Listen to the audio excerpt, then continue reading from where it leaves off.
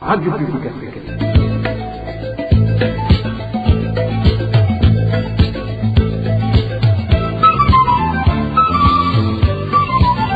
Radio Publique Africaine.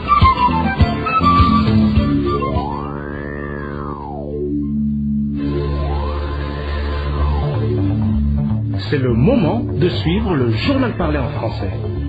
À la présentation, Josiane Mouzaneza. 50 ans, jour pour jour, que le Burundi a connu des massacres qui ont emporté beaucoup de vies humaines, toutes ethnies confondues, des massacres que le gouvernement actuel tente d'ethniciser pour ses propres intérêts. Dans ce journal, vous entendrez une des victimes qui appelle plutôt à la cohésion et à l'unité afin de faire avancer le pays, au lieu de toujours s'enliser dans des divisions sans fondement.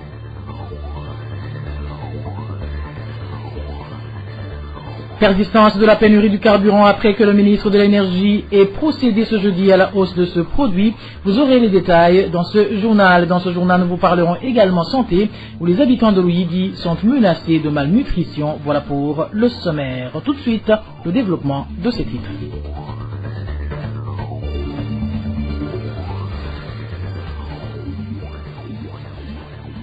Bonsoir, ouvrons ce journal par cette page Droits de l'homme où au moment où dans 2 jours le docteur Sahabo Christophe aura totalisé un mois dans les mains de la documentation burundaise, rien ne filtre sur les raisons derrière sa détention ni sur son lieu de détention. La situation se présente ainsi alors que même la visite en Suisse de certains individus du régime impliqués dans son arrestation est entourée de mystères. Le point avec Elos Divin Remish. L'arrestation du docteur Christophe Sahabo en date du 1er avril et le fait qu'il est détenu depuis dans un lieu inconnu inquiète toujours plus d'un. Alors que différentes sources ont affirmé qu'Alfred Innocent Museremu et Charles Ndagijimana sont impliqués directement dans son arrestation, des incompréhensions persistent sur les raisons de leur voyage à Genève, dans la capitale suisse, où se situe la société ayant l'actionnariat majoritaire au sein de l'hôpital Kira. Selon des informations en possession de la RPA, ce voyage a été préparé et fait dans le plus grand secret. Selon toujours ces mêmes informations, même les proches collaborateurs d'Alfred Innocent Museremu et Charles Ndagijimana n'ont rien su. Et nos sources d'ajouter que, dans le cadre de fausser toute identification, ces 2 hommes du régime ont voyagé sur des passeports portant de faux noms. Cela aurait même fait que ces 2 hommes soient gardés par des policiers durant quelques heures à l'aéroport international de Bruxelles pour une vérification de l'authenticité de leurs documents de voyage auprès des services burundais. Vous saurez que, selon d'autres informations qui sont parvenues à la RPA, l'objectif de leur voyage à Genève serait la recherche de quelques informations sur l'actionnariat suisse au sein de l'hôpital Kira. Pour cause, nos sources disent que le régime CNDD-FDD voudrait accuser de tricherie le docteur Christophe Sahabo dans la constitution de l'actionnariat suisse. Au 29e jour de l'arrestation suivie d'une détention dans un lieu inconnu du docteur Christophe Sahabo et compte tenu des craintes des uns et des autres sur son état de santé qui risque de se dégrader, la RPA contacté par téléphone Sylke Vignini Mouraba, président de la CNIDH. Ce dirigeant de la Commission nationale indépendante des droits de l'homme nous a signifié qu'il ne sait pas si la CNIDH suit actuellement le cas de Christophe Sahabo car il est en voyage hors du Burundi depuis une semaine. Sur la question de savoir si, avant de voyager, la CNIDH s'était déjà saisie de ce cas, vu que Christophe Sahabo est dans les mains de la documentation depuis presque un mois, il a préféré nous raccrocher au nez. Dossier à suivre. Elos Divin Remicha. En page économie, l'on parle de la hausse du prix du carburant depuis ce 28 avril 2022. Selon le communiqué émanant du ministère de l'Hydraulique, de l'Énergie et des Mines, le prix d'un litre d'essence à la pompe a été augmenté de 550 francs. Celui du mazout a été majoré de 800 francs, tandis que le pétrole a subi une hausse de 750 francs burundais. Le ministre Ibrahim Ouizeye a expliqué que la prise de cette mesure est consécutive à la hausse des prix du carburant sur le marché international. Suivez plutôt le ministre en charge de l'énergie, Ibrahim Ouizeye. Le ministère de l'Hydraulique, de l'Énergie et des Mines observe depuis un certain temps des perturbations dans l'approvisionnement du carburant sur le marché mondial, régional et particulièrement au Burundi. En effet, suite à la conjoncture économique mondiale consécutive notamment à la fragilité d'une économie convalescente, la guerre en Ukraine, les perturbations de l'offre et les tensions géopolitiques qui ont suivi, les cours mondiaux de plusieurs produits dont le carburant ont sensiblement augmenté. Le prix du baril du produit brut sur le marché international est passé de 68,8 $ américains au 2 décembre 2021 à 103,67 $ américains au 27 avril 2022, soit une augmentation d'environ 47. Le carburant n'étant pas produit au niveau local et ses produits étant fixés au niveau mondial. Le Burundi subit des chocs exogènes liés aux variations du prix sur le marché international. De tout ce qui précède et malgré les efforts consentis, il devient impératif de réviser les prix du carburant à la pompe. Ainsi, les nouveaux prix du carburant à la pompe à Bujumbura sont fixés comme suit. Essence super, 3250 francs bout par litre. Mazout, 3450 francs bout par litre. Pétrole, 3150 francs bout par litre. Rappelons que c'est la deuxième fois que le prix du carburant est revu à la hausse depuis le début de cette année en cours, la dernière hausse étant datée du 27 janvier 2022.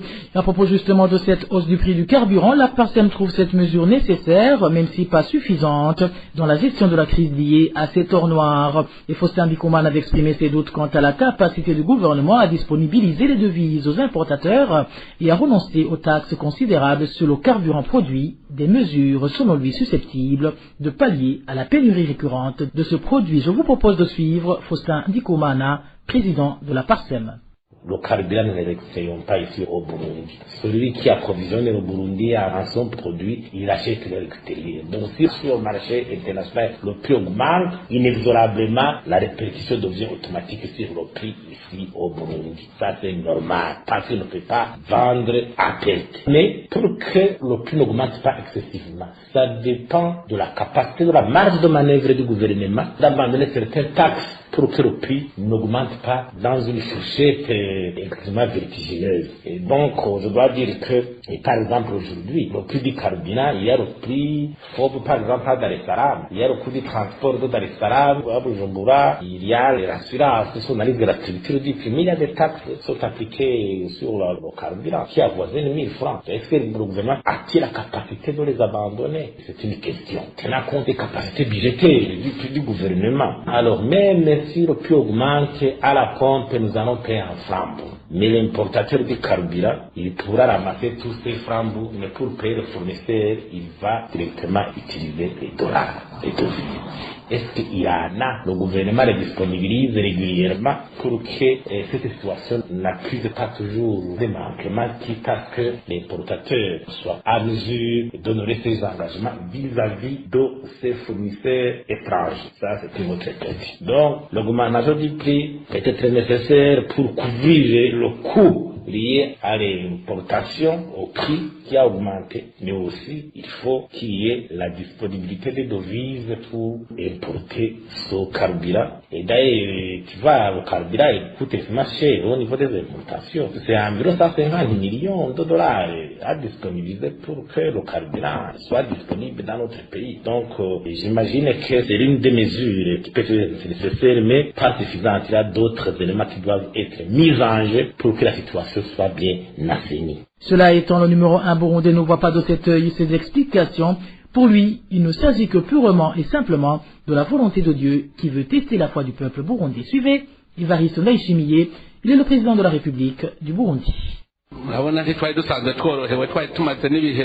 savez que nous venons de traverser des périodes difficiles parce que le pays se trouvait sous sanctions internationales, puis la pénurie du carburant est survenue. Mais les Burundais ont jusqu'ici tenu le coup, espérant que le gouvernement est en train de trouver des solutions. Nous n'avons pas croisé les bras et chaque chose a une fin. Vous verrez bientôt que les choses vont bien aller car nous ne pouvons pas nous blâmer. Moi j'ai parlé avec des gens se trouvant aux États-Unis et ils m'ont dit que là-bas, ils achètent un litre d'essence à $5. Je leur ai répondu, tenez, vous aussi vous êtes affectés. Nous pensions que vous autres étiez riches. Tenez, dans les pays plus proches du nôtre, on entend dire que les prix du carburant ont été revus à la hausse et dans les autres pays, c'est le même cas. Est-ce que c'est nous autres qui sommes très démunis et qui vivons dans un pays très reculé de la planète qui allons nous plaindre? Je veux vous dire une chose, il restera toujours les tentations nous arriver pour voir où réside celui de notre foi. Le problème, c'est que quand cette tentation arrive, vous pensez que le ciel s'est écroulé. Dans l'entretemps, au lendemain de cette hausse du prix du carburant, ce dernier reste un casse-tête à Bujumbura, la capitale économique, au grand désespoir des habitants qui pensaient en finir avec les longues files d'attente. Marie-Angela Caudé nous relate la situation qui prévalait ce vendredi sur les différentes stations-service. Sur toutes les stations-service visitées le matin de ce vendredi, aucune n'était en train de distribuer le carburant. Néanmoins, de longues files d'attente de véhicules qui attendaient d'être servis se voyaient à perte de vue. La plupart de ces véhicules ont passé la nuit sur ces stations après l'annonce de la hausse des prix du carburant. Ils espéraient être les premiers à être servis. Un espoir qui n'a duré qu'un laps de temps, vu qu'aucune station n'avait été approvisionnée jusqu'à 8 heures, à savoir celle située tout près du bar Le Cristal et celle se trouvant près de l'ambassade de France au Burundi, étaient à sec. Quant aux stations situées près de l'ex-hôtel Novotel et celle de l'Interpétrole se trouvant au quartier asiatique, il n'y avait aucune goutte, même si depuis 9 heures de longue file s'y observait.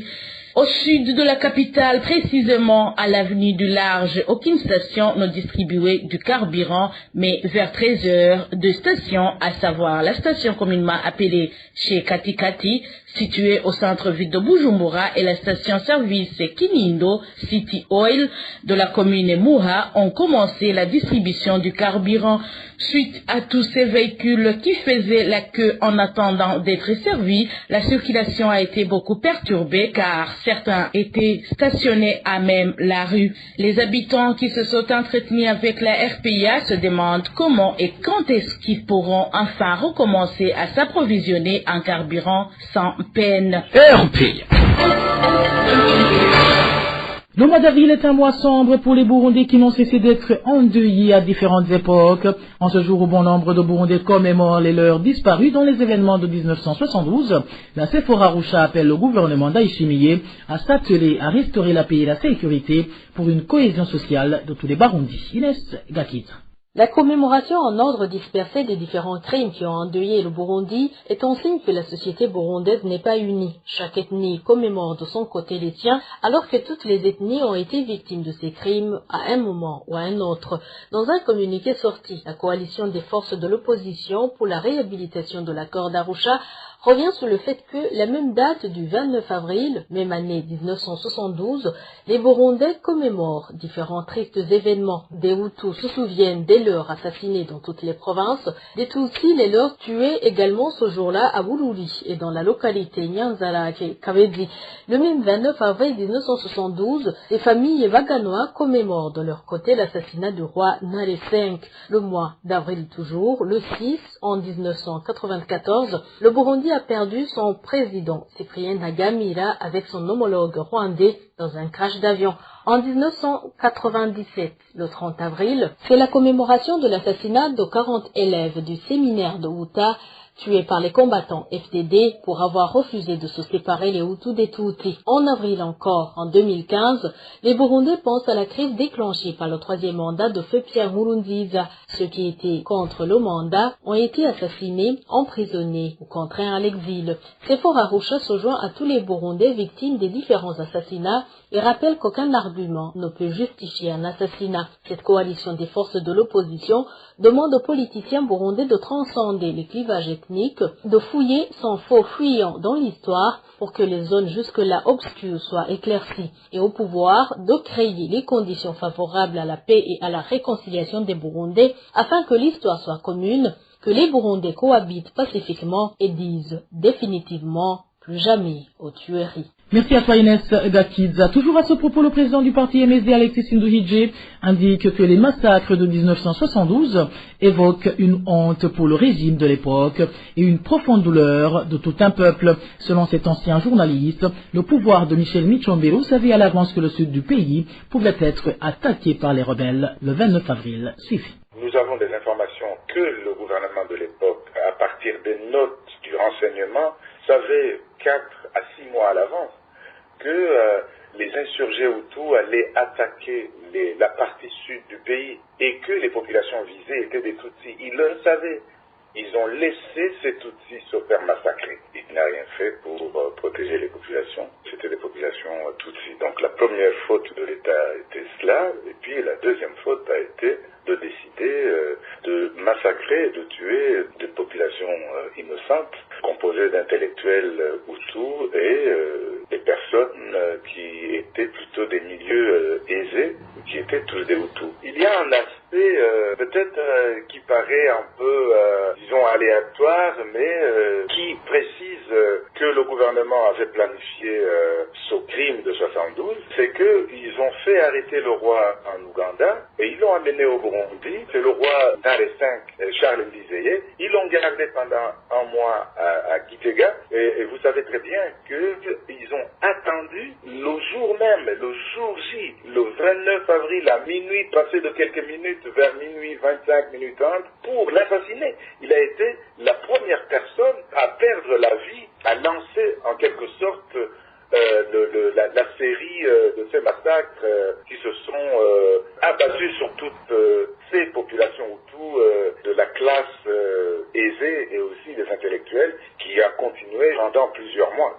Ça, c'est ce que l'État a fait, ce qui a provoqué des divisions énormes entre les communautés Hutus et Tutsis, et qui reste toujours indélébile jusqu'aujourd'hui. Il y a aussi une chose auquel peut-être les gens n'ont jamais pensé, c'est un État qui tue ses intellectuels, qui tue ses entrepreneurs, qui tue ses avocats, qui tue ses fonctionnaires, ses enseignants. C'est un État qui est en train de détruire même sa puissance sur laquelle il devait asseoir son développement, son progrès. Et je pense que le coût des massacres de 72 est énorme, parce que je pense qu'ils nous ont fait reculer peut-être de 30 ans ou 50 ans. Voilà. L'autre regret, et enfin, au niveau du MLD, on regrette qu'on n'a jamais appris de ces massacres pour essayer d'éviter d'autres massacres qui se sont suivis, et aussi d'arrêter, franchement, et de faire une réconciliation saine pour tous les Burundais et de construire un État démocratique et un État de droit. Alexis Nduhije s'est également exprimé sur la polémique sur la qualification de ces massacres de 1972. Écoutez, il n'appartient pas au MSD de désigner que ces massacres ont été un génocide ou pas. On n'en a pas l'autorité, parce que, vous le savez très bien, il y a des instances internationales, notamment l'ONU, qui ont l'autorité de dire ça. Néanmoins, nous remarquons que les massacres de 72 ont visé des personnes d'ethnie Hutu qui étaient aisées, qui avaient été formées et diplômées, et d'autres qui étaient encore en cours de formation, notamment les étudiants dans les universités et les instituts, et aussi les élèves des écoles secondaires. Donc il y a eu une classe qui était bien visée. Deuxièmement, il est bien remarqué qu'il y avait un caractère de les tuer tous, c'est-à-dire de les exterminer, en tout cas les gens qui étaient dans cette classe-là désignée. Et enfin, on voit très bien que l'État le savait. 4 à 6 mois avant, les notes qui descendaient au renseignement expliquaient ce qui allait se passer. Et l'État laissait faire. Ça veut dire que l'État préparait à faire quelque chose d'extermination de ces classes-là. N'oublions pas ici que le gouvernement de l'époque a fait arrêter le roi d'Ouganda et l'a gardé au Burundi pendant un mois, jusqu'à la fameuse date du 29 avril, pour le tuer à minuit. Et donc, il y avait cette connaissance, d'information, ce renseignement qu'il y avait des choses qui allaient se passer, et la réplique était déjà préparée à l'avance, d'où on ne peut pas négliger cet aspect de planification. Voilà. Nous, il ne nous appartient pas, comme je l'ai dit au début, de qualifier de génocide ou pas ces massacres. Il appartient à l'ONU de le faire. Mais ce que nous pouvons constater, c'est que c'est une honte pour un État. Et on ne devrait pas être fier du régime de 1972. On ne devrait même pas expliquer ou lui trouver des explications, lui trouver des excuses. Pas du tout. Ça a été un régime de criminels. Point barre. Cependant, le président du mouvement pour la solidarité et la démocratie, Alexis Nduhije, déplore le fait que le régime CNDD-FDD utilise ces massacres de 72 pour diviser les Burundis. Encore une fois, Alexis Nduhije. Ils en profitent pour diviser encore plus davantage les Burundais.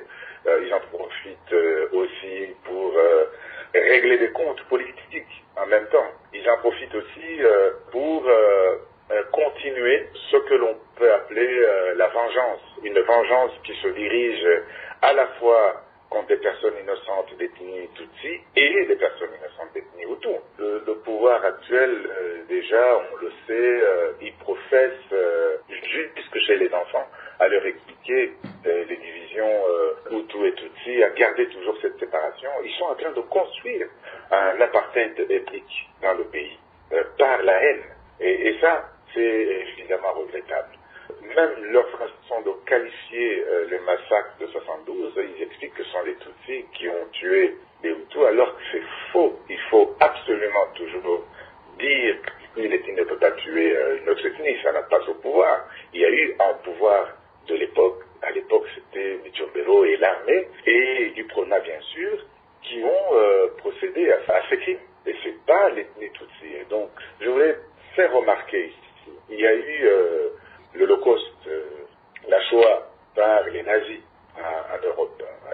Quand on regarde les films, ou quand on lit les journaux, ou quand on lit les livres, nulle part on mentionne que les Allemands ont tué des Juifs. On dit que le pouvoir nazi a tué des Juifs. Et même en Afrique du Sud, la Commission Vérité et Réconciliation, dans ses rapports, ou partout dans les écrits, etc., et même dans les discours, on ne dit jamais que les Blancs ont tué des Noirs. On dit que le régime d'apartheid a tué des Noirs. Donc au Burundi, on doit avoir cette discipline si on veut réconcilier notre peuple, si on veut réussir à le vivre ensemble, et le plus jamais ça. Voilà, on est encore très loin de ça. Le pouvoir de Nkurunziza a tué, et le pouvoir d'Ndayishimiye aujourd'hui continue de tuer. Et donc, on est toujours dans cette répétition.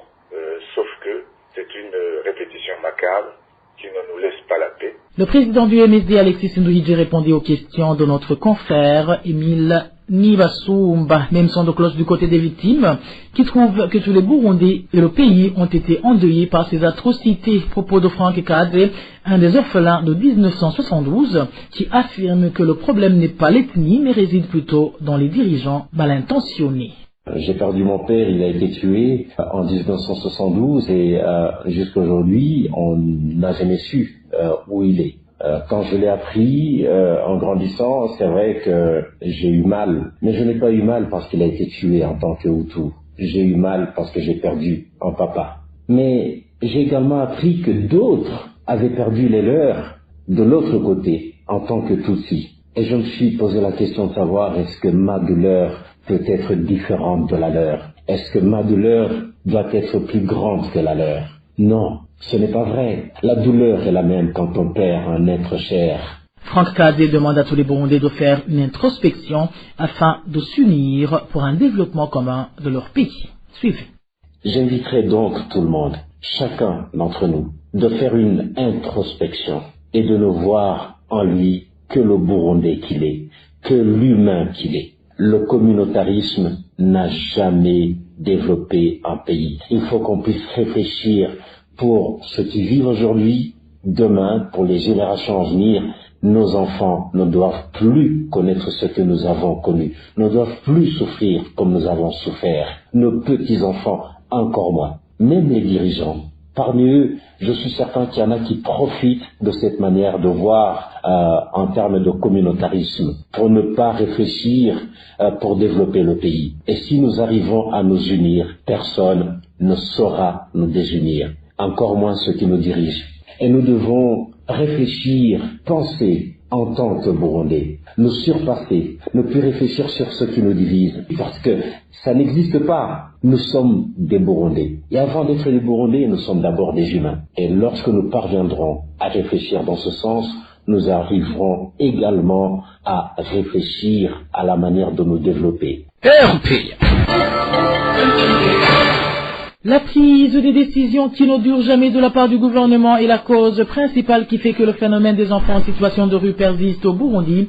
C'est du moins les propos de la ligne 8 dit défenseur burundais des droits de l'homme qui appelle le gouvernement d'être à l'écoute de ses enfants, vu que c'est la seule solution de les comprendre et par conséquent de les faire sortir définitivement de la rue. Suivez. Le problème des enfants de la rue est devenu un casse-tête pour la société burundaise. Les solutions qui sont données par le gouvernement ne semblent pas porter leurs fruits. Ils partent, ils reviennent, mais je me dis que les solutions qui sont proposées ne sont pas adaptées aux problèmes spécifiques des enfants. Il faut des mesures pour soutenir les parents afin d'augmenter leurs revenus pour qu'ils puissent prendre en charge leurs enfants. Il faut donner des conseils à certaines familles qui ont des difficultés d'éduquer les enfants ou des familles séparées, des familles éparpillées pour les aider à éduquer les enfants. Il faut une éducation spécifique pour les familles, pour les enfants, mais aussi pour les communautés qui doivent les encadrer. Parce qu'il y a des parents et même des communautés qui traumatisent les enfants. Pourquoi qu'une fois les enfants sont dans la rue,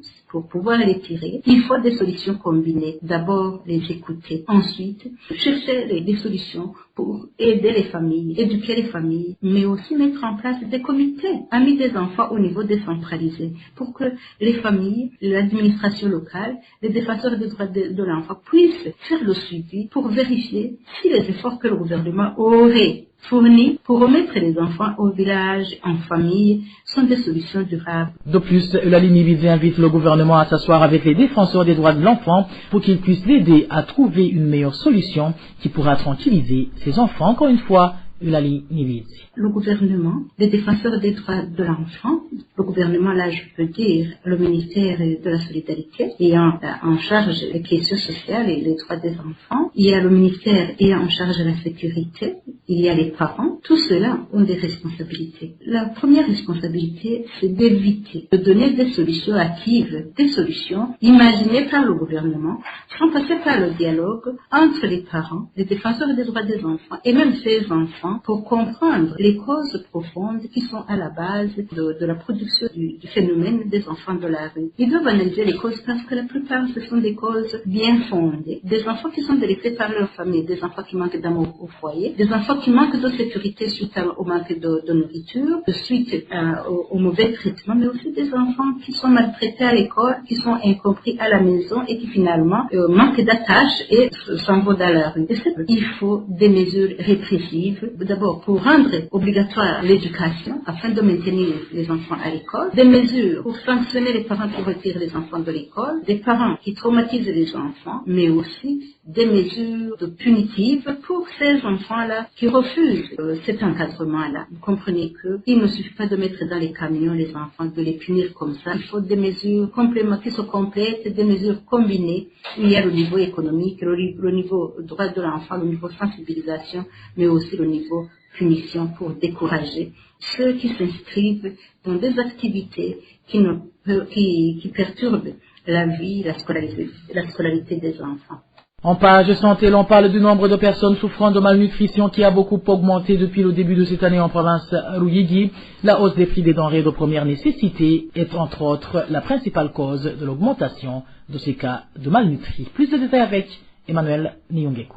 Le nombre de personnes souffrant de la malnutrition a doublé depuis le mois de février dans le service de stabilisation thérapeutique de l'hôpital situé dans la zone et commune Ruyigi. Notre source fait savoir que vers la fin de l'année 2021 jusqu'au mois de janvier de cette année, ce service accueillait 10 malades par mois.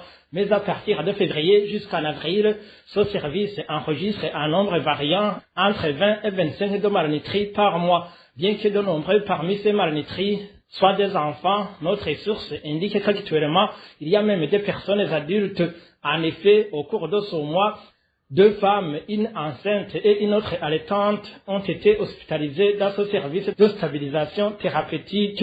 Tous les malades y admis souffrent presque tous du kwashiorkor. Et pour cause, ils vont se faire soigner tardivement, étant très faibles, présentant des symptômes comme des diarrhées, vomissements, anémie et même une infection du sang, comme l'indique toujours notre source. Ces malades en situation de dénutrition sont surtout des ressortissants des communes Ruyigi, Bweru et Butaganzwa. Les habitants de la zone Ruyigi affirment que la principale cause de l'augmentation de ces cas et la hausse des prix des produits alimentaires puisque ces malades ne mangent pas à leur faim. Mis à part le chef-lieu de la province de Ruyigi, notre source fait savoir que d'autres communes comptent aussi ce genre de service de stabilisation thérapeutique. Il s'agit entre autres des communes Kinyinya, Butezi et Butaganzwa qui enregistrent aussi des malades atteints de malnutrition. Emmanuel Niyongeko, le dernier dossier de ce journal parle des grognes de certaines sentinelles des écoles publiques suite au retard de paiement de leur salaire, une situation qui durcit leur vie vu que leur travail constitue leur seule source de revenus. Les détails avec Eric Nyonzima. Les premiers qui se sont entretenus avec la RPA parmi les veilleurs sur certains établissements publics qui réclament leur salaire sont ceux de la province Mngaro. L'un d'eux indique qu'ils viennent de passer 6 mois sans percevoir leur salaire. Nous avons un problème sur les écoles de toute la province. Nous venons de passer plusieurs mois sans toucher nos salaires. Moi, je réclame 6 mois et demi et l'argent vient à compte-gouttes. Nous demandons également que nos salaires soient majorés car nous veillons toute la nuit pour une somme de 500 francs, c'est très peu. Les informations en provenance de la direction provinciale de l'éducation à Mngaro les fait. Toutefois, les responsables de l'éducation dans cette province font savoir que le problème se trouve au ministère de l'éducation. Nos sources révèlent qu'il y a un retard dans l'octroi des frais de fonctionnement des écoles, alors qu'une partie de ce montant était utilisée pour le paiement des salaires de ces veilleurs. C'est l'État qui paie les veilleurs sur les établissements et ils sont mal payés. Ils peuvent passer 3 ou 4 mois sans être rémunérés. Les salaires sont transférés avec les frais de fonctionnement et ce sont les directeurs d'école qui sont chargés de la distribution de cette somme lorsque les frais de fonctionnement sont disponibles. Seulement, ils se retrouvent toujours dans une situation d'arriéré. Les grognes des sentinelles de Mngaro s'observent également chez ceux de la province Kayanza. Là, ces travailleurs réclament des arrières de 3 mois ou plus. Ces sentinelles demandent au ministère de l'Éducation de trouver une solution à ce problème dans la mesure où ils ne voient pas comment ils vont continuer à vivre. À ce propos, la rédaction de la RPA a essayé de joindre François Habyarimana, ministre de l'Éducation nationale, mais son téléphone sonnait sans que personne ne décroche. Et voilà, c'est par ici que nous mettons fin au journal en français de ce vendredi 29 avril 2022. Merci à toutes et à tous pour votre aimable écoute. Merci également aux équipes rédactionnelles et techniques pour le travail abattu. À la présentation de ce journal, vous étiez avec Josiane Mouzaneza. Bon début de week-end chez vous. Au revoir.